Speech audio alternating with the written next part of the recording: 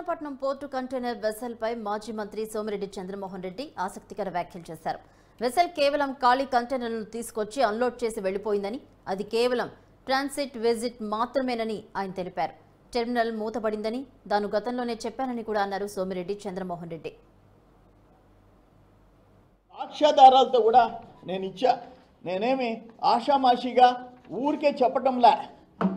ఇవన్నీ మెయిల్స్ మీరు చెక్ చేసుకోండి, మీడియా చెక్ చేసుకోండి.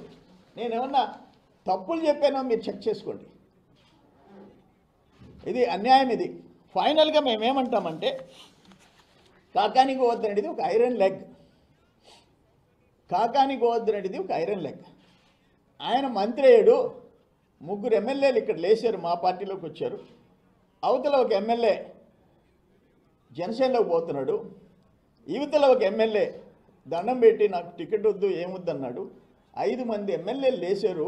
ఎంత పవర్ఫుల్ లెగ్ అది, ఎంత పవర్ఫుల్. పార్టీ మూతపడిపోతే మూతపడిపోయింది, కంటైనర్ పోర్ట్ మూతపడిపోతుంది.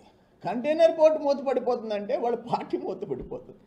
2 ఎంపీలు లేచారు, 2 ఎంపీలు లేచిపోయినారు. ఒక ఆయన మాగుంట లేఅవుట్, ఒక ఆయన మినీ బైపాస్ రోడ్.